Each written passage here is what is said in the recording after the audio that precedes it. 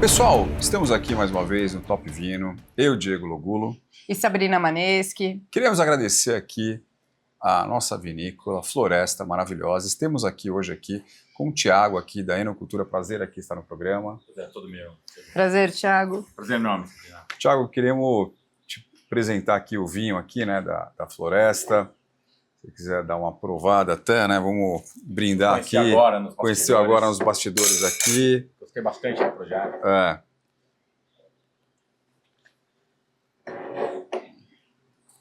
O que você achou aí?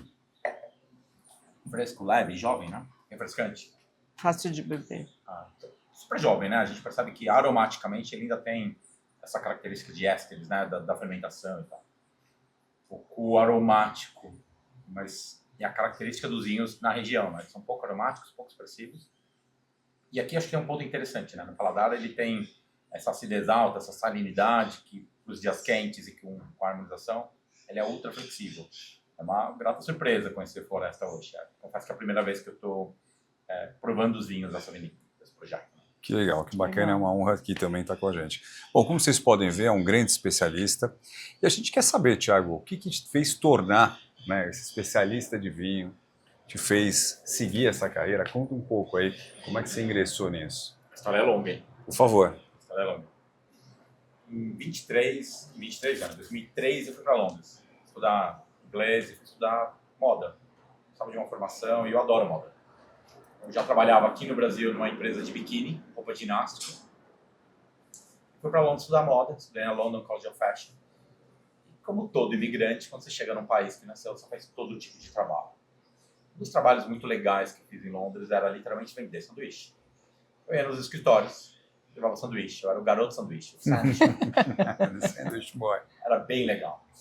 E um determinado escritório que eu visitei, meu inglês não era tão polido, a pessoa me abordou e falou assim, você fala português? Consegue me ajudar com esse e-mail? E basicamente era um produtor de vinhos de Portugal, querendo escrever os vinhos dele no International Wine Challenge, que é a maior e principal competição de vinhos hoje na Europa, em Londres. Eu falei, legal, produzi o e-mail e tal, respondi em português a pessoa. E eu perguntei, poxa, tem vinho brasileiro participando dessa competição? E eles me olharam com aquela cara de espanto, isso era 2006, com aquela cara de espanto, tipo, o Brasil produz vinho? Eu falei, claro que produz, é gaúcha e tal. Ele falou, não, a gente não tem. Eu falei, bom, dá o seu business card, peguei o cartão da pessoa, mandei um e-mail depois. Falei, puxa, eu adoraria trabalhar para vocês, promovendo o International Challenge para o Brasil, incentivando que as vinícolas possam enviar os vinhos para Londres e ganhar prêmios, né? Que legal. E aí, legal, eles toparam, assinei um contrato com eles, tinha 26 anos de idade, não entendia nada de vinhos. Minha família sempre foi uma família cristã, meu irmão mais velho é pastor, meu tio é pastor, então aquela coisa de bebida alcoólica nunca fez parte da nossa cultura. Falei, tá bom, tá aí um negócio legal.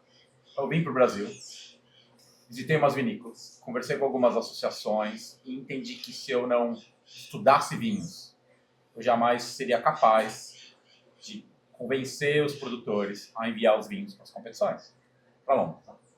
Então, voltei para Londres, tive um bate-papo com o Dirceu Viana Júnior, isso em janeiro, fevereiro de 2007, alguma coisa do tipo. E o Dirceu, Master of Wine, comentou que, cara, se você quiser trabalhar no mercado de vinho, você precisa fazer os cursos da WSET. E ele usou como exemplo a secretária dele, que era uma pessoa administrativa, mas que tinha o nível 3. Falei, tá bom, ok. Entrei na internet, entendi quem era a WSET e me inscrevi no curso de nível 2. E aí, quando você termina o nível 2, você automaticamente quer ir para o nível 3, é natural isso. O nível 3 provavelmente em 2008, 2009. Meu filho mais velho, meu primeiro filho já tinha nascido, o Otto, e aí era o momento de talvez buscar uma carreira. Eu já trabalhava com moda.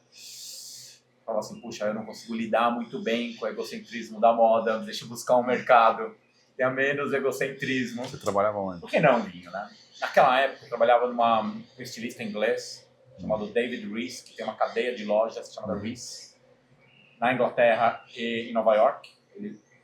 Eu saiba, bom, quando eu deixei a Rees, eles estavam em Nova York. Acho que eles não tinham ainda expandido.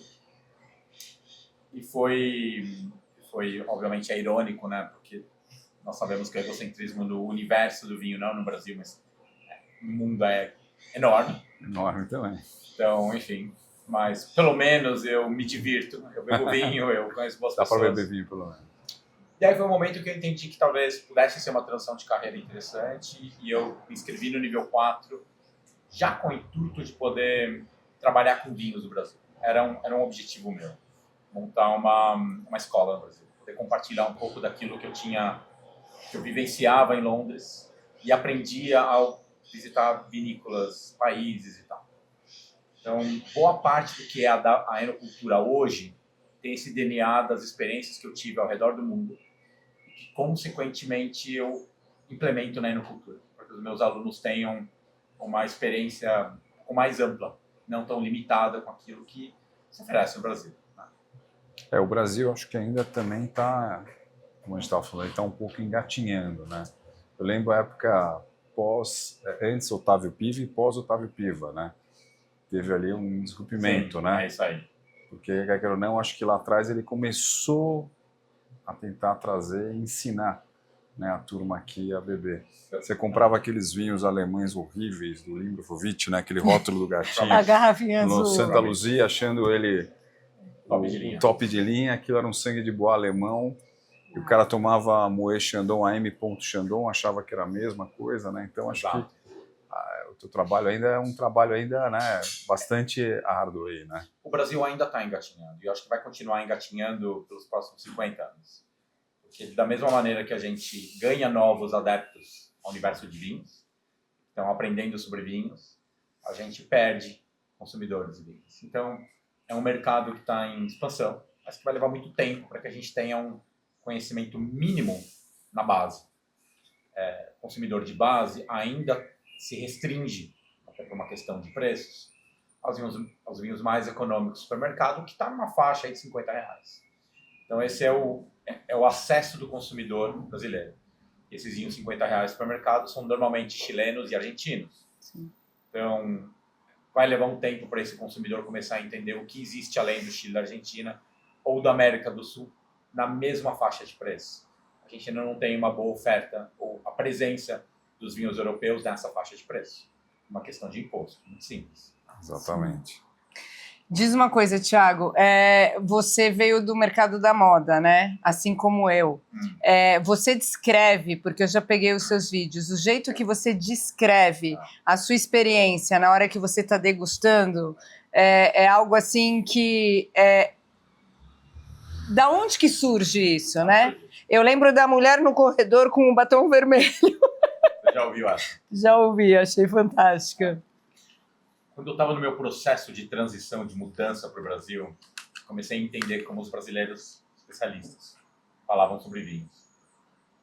E normalmente é de uma forma muito poética, onde você perde audiência porque o consumidor não acompanha, ou é de uma maneira muito simplista, onde o consumidor também não se interessa.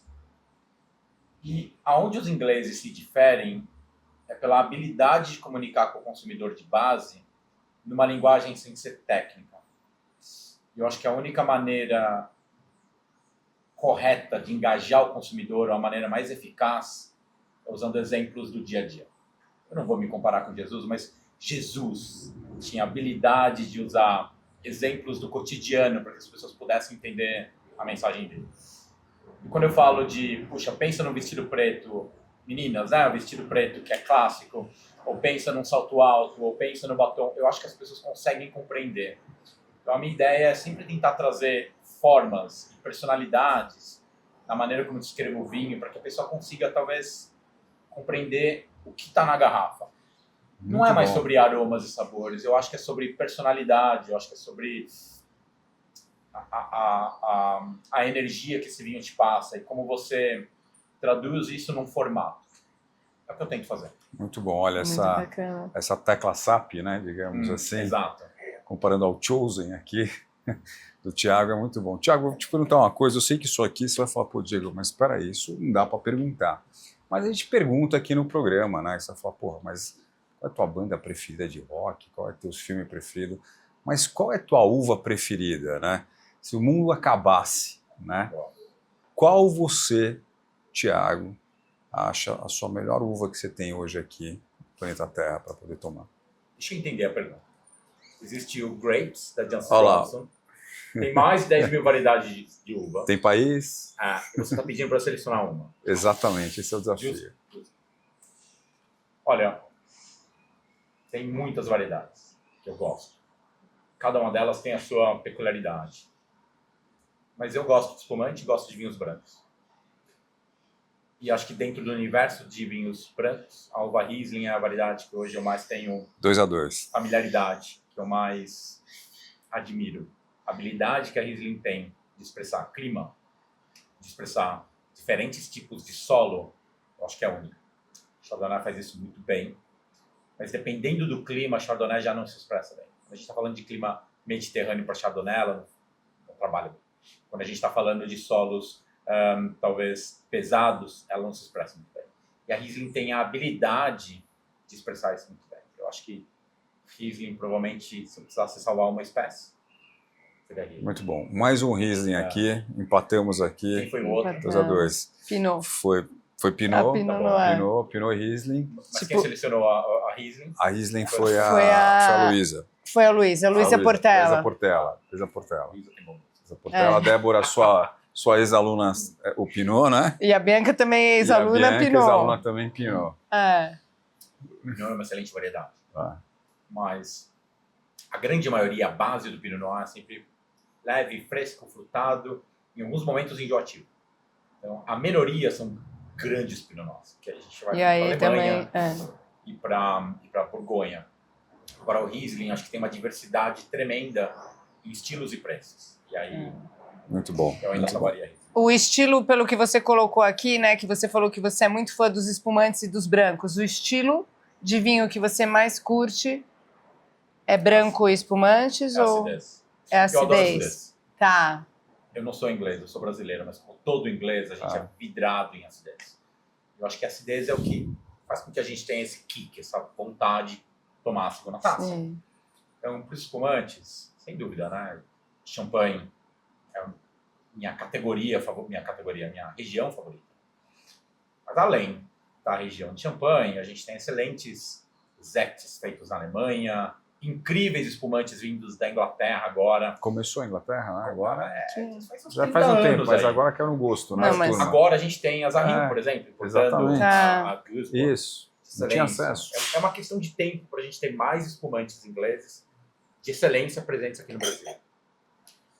Então, a alta acidez dos espumantes me fascina. E eu acho que o método tradicional consegue dar uma outra dimensão para o espumante. Ao contrário do método Charmat, dos vinhos frescos, mas muito frutados e simples, de uma certa forma. Ok. Super bom. Se você tivesse hoje que fechar os seus olhos e se transportar numa vinícola dos seus sonhos, aonde você gostaria de estar? Vinícola dos sonhos. Ou que você já vivenciou, ou que você ainda não vivenciou também, Tá bom. né? Acho que uma das vinícolas interessantes que eu visitei, tive uma experiência incrível, que tem muita história para ser explorada, que eu explorei por 2 horinhas e eu adoraria passar um dia. É uma vinícola que está em Rioja e chama-se José Vina Tondoña. Eu adoraria voltar para Tondoña hoje.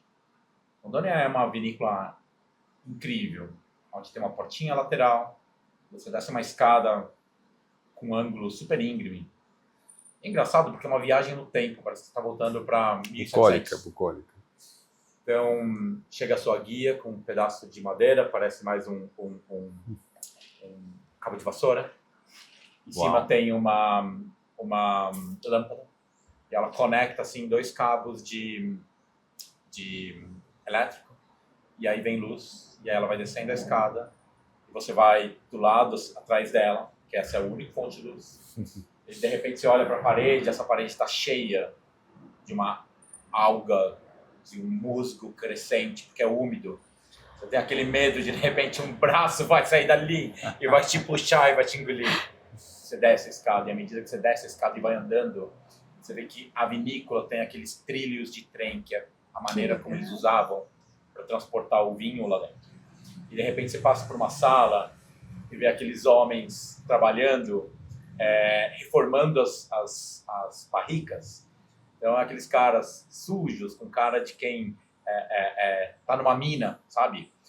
Sujo porque você lida com poeira, você lida com queima, você lida com tosta, a madeira virando carvão ali. E aquelas madeiras que são centenárias, sempre totalmente reformadas. Depois você vai para uma outra sala e vê as barricas uma em cima da outra. Claro que hoje tem tecnologia, mas como é que eles mudavam as barricas de lugar 200 anos atrás?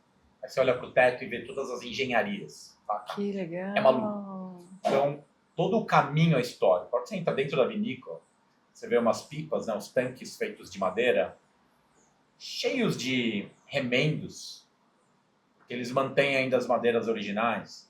E aí você vê por onde sai o suco, a maneira como eles têm para filtrar, para que a pele não saia junto com o suco quando eles abrem. Eles basicamente pegam vários galhos da videira, enrolam e põem ali embaixo, para que o próprio galho sirva como uma peneira. Então, é totalmente artesanal e arcaico. Acho que faz um dos vinhos mais incríveis da Espanha, do meu ponto de vista. Então, Vina Tondônia é sem dúvida algo que eu adoraria estar lá agora, nesse exato momento. Que legal. Que legal, que Os vinhos bacana. que eles fazem. Olha... Acho que tem um ponto importante. Por mais que seja tudo meio arcaico, tem um laboratório super tecnológico, onde todos os vinhos são testados para garantir a mais alta qualidade, mesmo usando toda uma tecnologia primitiva, analógica. Que deve fazer parte do processo. Faz parte do processo. Que legal. Muito legal, hein? Bacana. Ó, essa foi bacana. E você, fundador da Enocultura, enfim, aí na frente aí da escola, qual é o que você vê aí? Qual é o teu propósito, né? Como é que você gostaria aí de... Não, eu falo legado, mas legado não pós-morte, legado em vida, né? A Enocultura já fez muita coisa legal nesses 13 anos de vida. Em 2015 não, em 2014, nós tivemos aí o presidente da Corte of Master Sommelier, o Ronald Saber, do Brasil, fazendo 3 masterclasses em São Paulo e 2 na Serra Gaúcha. Em 2015, a gente teve uma mega degustação com o Tim Atkin, Master of Wine. Então, nós tivemos muitos MWs que passaram pelo Brasil, a convite da Enocultura, fazendo eventos com a Enocultura.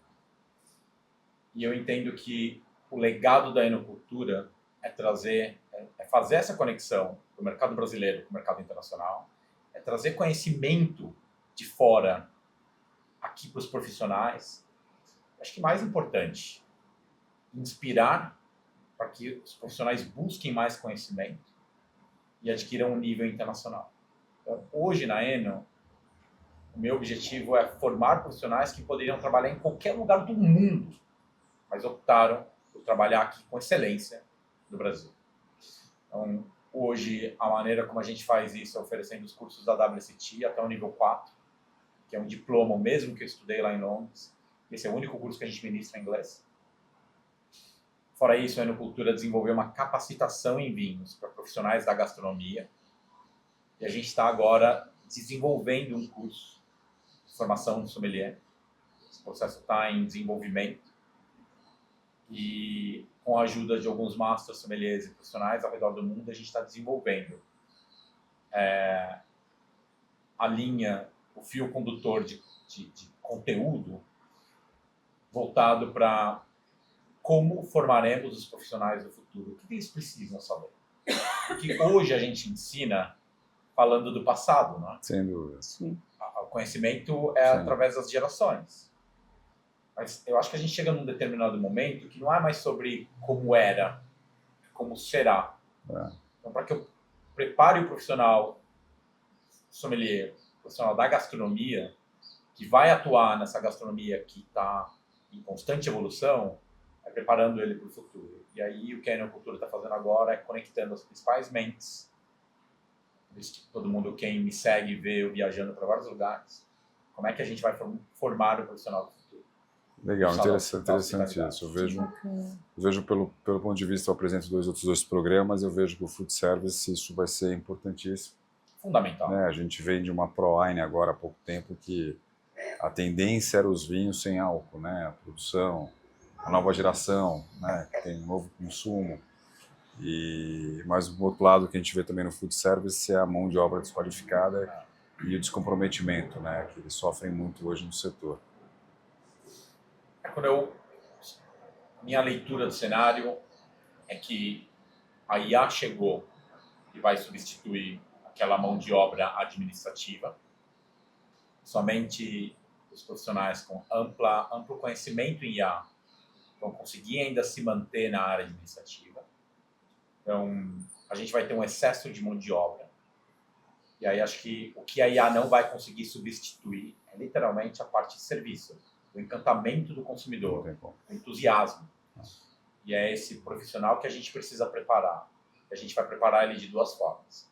Um conteúdo com conhecimento prático das coisas e, ao mesmo tempo, com a habilidade de ser humano, de ler o ser humano, de entender como ele quer ser servido, da expectativa que ele tem, de fazer a leitura corporal, entender que esse consumidor não está bem. Ele veio aqui para jantar com a gente, mas ele não está bem. Então, eu preciso ter a habilidade de entender que não é sobre mim, é sobre ele, eu preciso me afastar dele, mas ficar de olho. Em algum determinado momento, a minha atenção vai ser necessária e eu preciso estar pronto para isso. Então, são essas duas habilidades que a gente vai precisar desenvolver nessa mão de obra da gastronomia como um todo. E a pergunta agora é como? Como a gente faz isso? Como a gente desenvolve esse profissional? Muito bom. Muito bom. Esse curso, na verdade, esse desenvolvimento desse profissional é nesse curso que você está, tipo, organizando. Esse é o questionamento que ele está em busca e está fazendo a curadoria para não ser IA e ser inteligência não artificial, e ser inteligência natural. A inteligência natural que vai ser uma coisa da enocultura. Muito bom. E, Thiago, conta para mim, o que você acha dessa tendência dos vinhos não alcoólicos? Que agora, hoje em dia, a gente tem drinks, tem uma vibe aí de uma nova geração que é esportista e está atrás disso. Você acha que vai pegar? Eu acho que é uma tendência importante. Toda tendência ela pode se desenvolver e virar uma categoria, ou ela pode inspirar a melhoria do todo. Eu acho muito importante, principalmente porque tem uma série de consumidores que se abstêm do álcool, como a minha família, por questões religiosas, ou por questões de saúde, ou simplesmente por uma questão moral e ética. Eu acho que é importante porque a gente está deixando de comercializar vinho para uma categoria, de uma fatia relativamente grande. E a cerveja já viu isso há muito tempo, já explora isso há muito tempo, o vinho está engatinhando. Nesse momento, a qualidade do vinho sem álcool é muito baixa, acho que a gente tem muito ainda para melhorar. Agora, isso também vai impulsionar e vai incentivar que produtores produzam vinhos de qualidade com menos álcool. Esse é o momento que a Riesling, a Chardonnay, a Pinot Noir e outras variedades autóctonas podem produzir vinhos com 8% de álcool, vinhos secos, com 8% de álcool, com uma fruta deliciosa, vinhos brancos e vinhos tintos com 10% de álcool, menor quantidade de fenólico, mas refrescantes, leves. Então, a gente vai ver uma tendência de vinhos com menos álcool sendo produzidos, invadindo o mercado brasileiro, é uma questão de tempo. Dá 18 meses e a gente vai ver isso mais frequente nas cartas. Então, daqui para frente, a gente vai ver muitas tendências. O que vai ficar agora é uma pergunta que o tempo vai responder. Mas a categoria sem álcool ela veio para ficar e vem literalmente para atender essa fatia do mercado que até então estava desatendida. Mas eu acho que também pode ser uma categoria como teve a do não glúten, como não teve, né? Total. É uma categoria. Eu acho que é uma categoria. Tem que ser olhada. Eu me recordo em Londres, quando eu ainda não consumia álcool, a gente comprava um espumante muito comum entre os judeus e muçulmanos, similar à nossa chuva de prata, por exemplo, mas de melhor qualidade e sem álcool. Então, existe oportunidade de negócio para vinhos espumantes sem álcool, bebidas mistas sem álcool, espumante, mas uma embalagem para celebração. Então, categoria aí. Tecnicamente, como é que funciona, tipo, no caso do vinho, que você já produz o álcool ali na parte da fermentação. Da fermentação, você tira... Eu preciso desalcoolizar. E esse é o maior desafio, porque quando você desalcooliza, você mexe na estrutura do vinho. Quando você mexe na estrutura do vinho, você precisa realizar ajustes no vinho.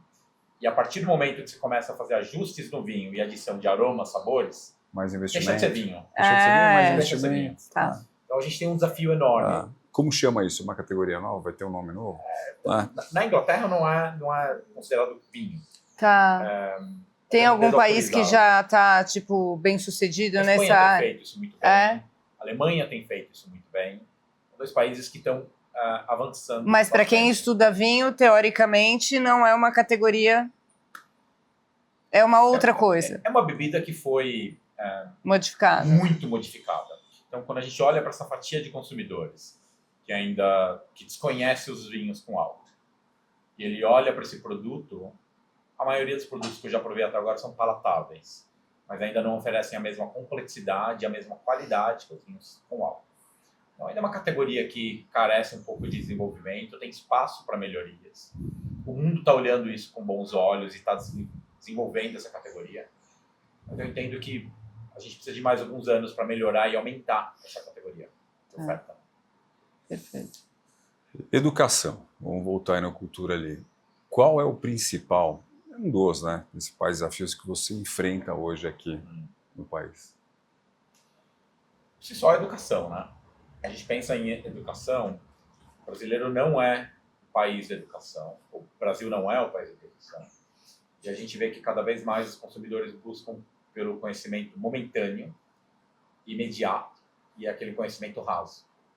Então, a gente vê uma migração cada vez mais de consumidores querendo consumir cursos de educação online, diminuindo a presença em sala de aula, e muitos optando por uma educação que seja simples, imediatista, para resolver um problema agora. Mas eu entendo que é uma questão momentânea, e muito em breve a gente retoma, o brasileiro volta a ter interesse por esse conhecimento um pouco mais profundo. Acho que a vantagem do vinho é que não é um conhecimento teórico, né? Precisa ser prático também. Sem Dessa dúvida. maneira, ele estuda, ele visita, ele degusta, ele entende a diferença, e isso é cativante na educação em vinho. Sem dúvida. Então, hoje a gente está num momento de transição na educação, não só no Brasil, mas no mundo, e a pergunta é: como será a educação sobre vinhos no futuro? Eu entendo que cada vez mais o consumidor busca experiências. Então, ele quer aprender em loco, ele quer sujar as mãos, ele quer fazer o próprio vinho, ele quer visitar a vinícola, ele quer entender como é feito na vinícola. É para onde tem ido a educação. Para isso não é factível para todos os consumidores e profissionais. Então, é o momento atual da educação. Eu acho que a enocultura tem aí não vou chamar de desafio, mas tem aí uma fatia bem interessante. Para o mundo educacional, como você mesmo falou, de IA, né, você tem aí chamo de novo, uma inteligência natural aí, Sim. que não tem como meter a mão para aprender, tem que aprender desse jeito. Vinho não tem como, né? A enocultura forma quantos profissionais, mais ou menos, por semestre ou ano? Os cursos que nós oferecemos, a qualificação da WCT, ela é uma qualificação de curta duração. O nível 1 é um curso basicamente de 6 horas em um dia, 12 vinhos. Mas a ideia é que o consumidor tenha tido tempo para ter estudado o material com antecedência, você dedicou ali umas 6 horas antes do início do curso, e no final ele tem uma prova. Até porque ninguém mais tem tempo hoje para ficar anos e anos em sala de aula. Então, o modelo da WCT é um modelo onde o aluno estuda antes, ele se prepara, e a sala de aula é o momento onde a gente vai tirar dúvidas, degustar vinho, e focar no conhecimento que ele precisa para a prova. Nível 2 é um curso de mais ou menos uma semana, a gente tem ali 20 horas de aula, mais ou menos, onde o aluno estuda cerca de 60 horas de estudo prévio. E ele vem para a sala de aula, em 9 aulas, mais ou menos 2 horas e meia cada aula, degusta cerca de 40 vinhos e no final tem uma prova. Já o nível 3 é uma qualificação que demanda muito do aluno. Top Gun. Não é só leitura. Leitura, é compreensão, é conexão entre o que acontece no vinhedo, no vinho, a parte cultural da região. Tudo isso interage. Então, a gente costuma ministrar o nível 3, mais ou menos 2 semanas, 16 encontros, 70 vinhos degustados, e no final ele tem prova prática e prova teórica. Então, esse é o formato que a WCT propõe, e a gente tenta hoje oferecer na maneira que melhor se adapta à agenda dos nossos alunos. Então, normalmente à noite, começando às 6 da tarde, vai até às 10h30 da noite. O nível 2, que é o curso, a qualificação que a maioria dos consumidores gosta, porque é fácil, porque é dinâmico, porque é relativamente rápido, são só 40 vinhos, é acessível, está hoje R$ 7.500. Essa é uma qualificação que a gente acabou de transformar ela em híbrida. Então, todas as aulas teóricas foram gravadas, excelente qualidade. E aí o aluno tem a possibilidade de vir para São Paulo, na Enocultura, fazer a degustação em 4 dias. E aí ele tem a prova no final dessa degustação ou numa outra data. E similar ao nível 2, a gente está agora desenvolvendo o nível 3. Então, a gente está para gravar numa vinícola todo o nível 3, para ajudar os consumidores que têm uma certa dificuldade de se comprometer com 2 semanas em São Paulo, ou Rio Grande do Sul, ou onde isso aconteça, e para que ele possa então fazer no tempo dele. E aí ele só vem para São Paulo, ou só vai para um centro de degustação, como a gente chama, para degustar os vinhos no período de 1 semana, 10 dias, e a prova. Bacana. Legal. Bom, Thiago, moda, da moda para o vinho, não tem como a gente não falar de tendência. Né? Claro. Como é que você enxerga aí a tendência aí do vinho hoje, tirando essa questão dos vinhos não alcoólicos, não, que eu acho que não é vinho, né? Mas não vou falar aqui, vou ensinar o papo a rezar a missa, mas como é que você vê hoje a tendência no mundo do vinho? Isso é uma tendência que a gente já viu lá atrás. Mas basicamente o consumidor está abrindo mão desses vinhos mais encorpados, mais alcoólicos e concentrados, com 24 meses de barrica, onde a barrica é dominante, onde o vinho por si só é uma refeição. Cada vez mais o consumidor tem voltado a sua atenção para os vinhos que são mais leves, mais frescos, menos álcool, mais aromáticos, mais saborosos, menor concentração, onde a madeira não é mais um ingrediente. Ela pode ser utilizada no processo de produção, mas normalmente é um carvalho de 3º, 4º, 5º uso. E aí, o consumidor ele já conheceu as principais variedades e cada vez mais ele busca por variedades locais, autóctones. Da mesma maneira que o consumidor quer conhecer o queijo artesanal feito em uma determinada cidade ou região, cada vez mais o consumidor busca variedades autóctonas, tradicionais desses países e regiões, mas que até então eram desconhecidas. Por exemplo, falando da Itália, Piemonte, uma variedade que eu gosto muito, que faz um vinho leve, fresco, delicado, alegre, tinto, chamado Freisa. É uma variedade incrível. E os poucos importadores, quando trazem, se você não comprar, as garrafas evaporam.